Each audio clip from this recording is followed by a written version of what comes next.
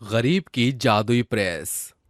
आज mummy papa को बताऊंगा कि मैं पढ़ाई में फर्स्ट आया हूँ। वो चाहते थे ना कि मैं बहुत पढ़ लिख कर एक दिन अफसर बनूं। ऐसे ही आगे भी करूंगा। शंभू खेलते कूदते दोपहर के 12 बजे स्कूल से वापस लौटता है और अपने घर आता है तो देखता है कि उसका घर आग में झुलस चुका था। घर के अंदर जाकर देखता है तो उसके माता पिता मर चुके थे।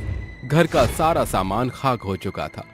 मम्मी पापा, ये क्या हुआ? अरे घर कैसे जल गया? आप मुझे छोड़कर क्यों चले गए?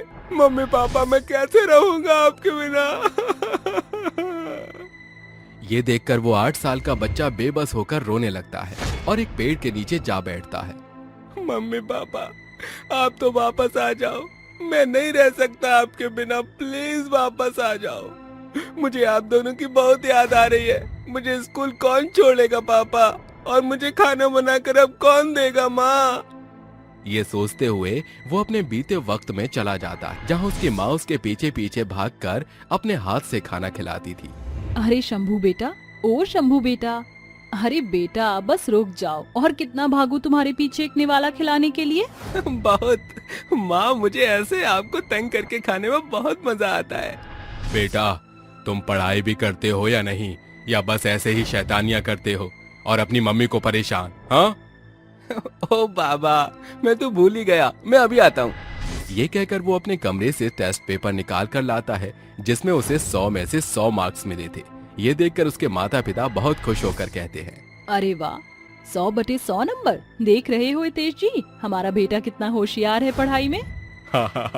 मैं तो कह रहा हूँ अगर मेरा बेटा तुम इसी तरीके से मेहनत करते रहे ना तो देखना, एक दिन बड़े होकर तुम बहुत बड़े अफसर बनोगे।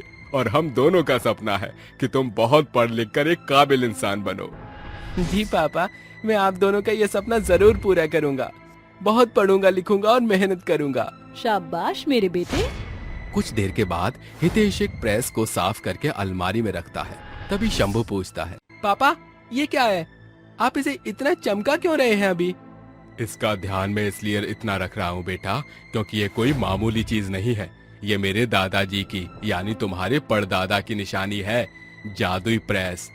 उनके मुश्किल वक्त में काम आती थी।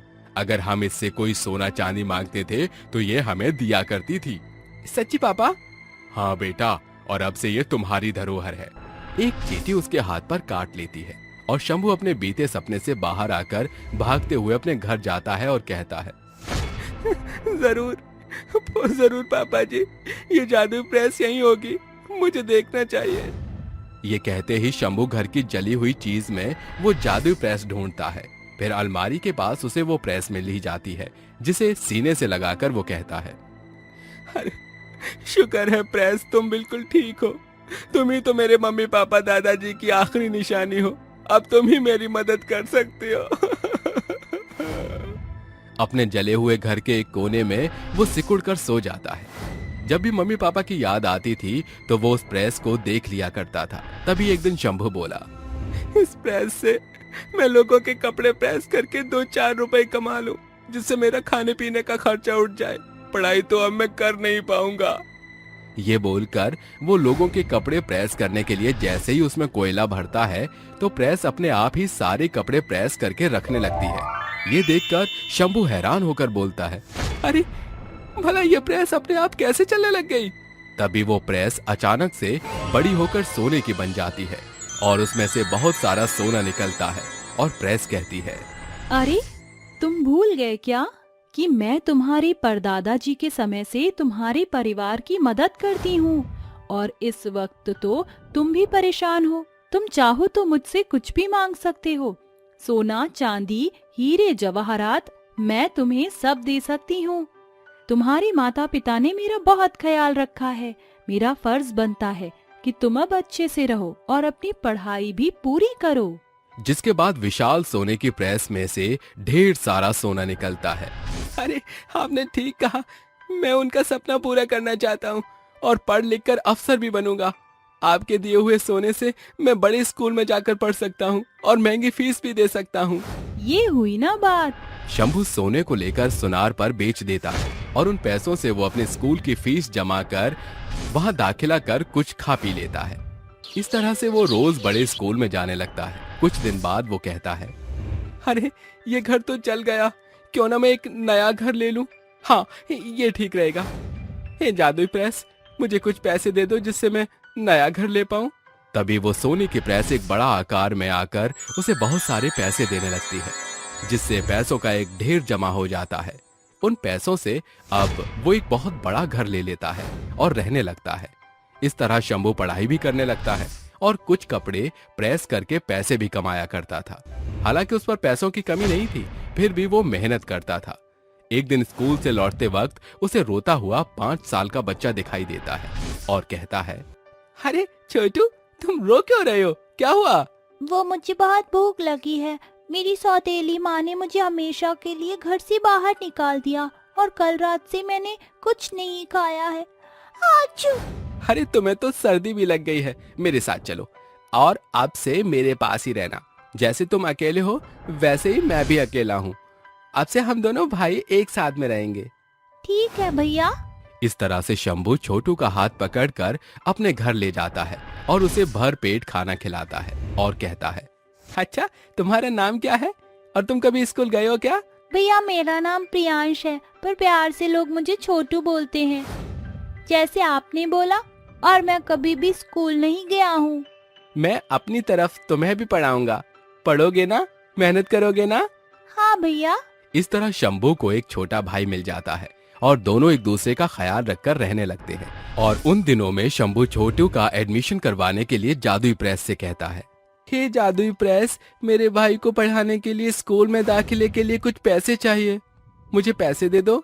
शंभू के ये कहते ही वो सोने की बड़ी प्रेस एटीएम कैश की तरह गड्डी निकालकर पैसों का पहाड़ बना देती है। इन पैसों से वो छोटू की स्कूल में एडमिशन करवा लेता है, उसे नई किताब, कपड़े, जूते, बैग सब दिलवाता है। साथ ही गरीब लोगों को उससे भरपेट खाना खिलवाता है। इसी बीच उसे छोटू जैसे 2-4 अनाथ बच्चे मिलते हैं और उन्हें भी स्कूल में पढ़ाकर वो नेक काम करता है। एक दिन वो अपने भाई बहनों के साथ पार्क में खेल रहा था तो एक बूढ़ी आंटी को रोता देख बच्चे कहते हैं, क्या हुआ अम्मा, आप इतना रो क्यों रही हो? क्या बताऊं बेटा, कल रात को मेरे घर में एक चोर घुस गया और पैसे चुराने के चक्कर में उसने मेरे पति को खंजर घोंप दिया। अब डॉक्टर उनके ऑपरेशन के लिए 3 लाख रुपए मांग रहा है। मैं अंधी बुढ़िया इतने पैसे कहाँ से लाऊंगी? मेरे पास पैसे हैं अम्मा, आप चिंता मत करो, मेरे पास पैसे हैं। आप बाबा का ऑपरेशन भी करवा सकती हो और आप इन आंखों से देख भी पाओगी। सच बेटा? ये कहते ही शंभू घर जाता है और अपनी जादुई प्रेस से कहता है, हे जादुई प्रेस, वो बूढ़ी अम्मा बाबा बहुत परेशान और गरीब हैं, मुझसे उनकी यह हालत देख ही नहीं जाती। कृपया करके तुम मुझे थोड़े पैसे और जेवरात दोगी जिससे मैं उनकी मदद कर सकूं। हाँ हाँ, क्यों नहीं शंभू। तभी वो जादुई प्रेस एक सोने की बनकर जेवरात पैसे उगलने लगती है। उन जेवरात और पैसों को बुढ़िया माँ को देकर वो उनके पति का इलाज करवाते हैं, साथ ही उनके आंखों का ऑपरेशन भी, जिसके बाद बूढ़ी अम्मा को देखने लगता है और बाबा भी ठीक हो जाते हैं और वो शंभू का आशीर्वाद देते हुए कहते हैं, बेटा तुम्हारे कारण मेरे पति भी ठीक हो गए और मैं भी देख सकती हूँ, उसके लिए बहुत शुक्रिया। तुम्हारे माता पिता कहाँ हैं? अम्मा बाबा, मेरे माता पिता मुझे छोड़कर भगवान को प्यारे हो गए हैं। अब मैं अपने छोटे भाई के साथ अकेला रहता हूँ। बेटा अगर तुम बुरा ना मानो तो क्या हम तुम्हारे साथ रह सकते हैं, क्योंकि तुम्हारा भी कोई नहीं और हमारा भी कोई नहीं। जी दादी, शुक्रिया जादुई प्रेस, तुम्हारे कारण मुझे खोया हुआ परिवार फिर से मिल गया। इसी तरह शंभू उन दादी दादा का सहारा बनकर अपने भाई बहनों के साथ रहता है। कुछ सालों बाद वो सारे भाई बहन पढ़ लिख कर एक अफसर बन जाते हैं और खुशी खुशी रहते हैं।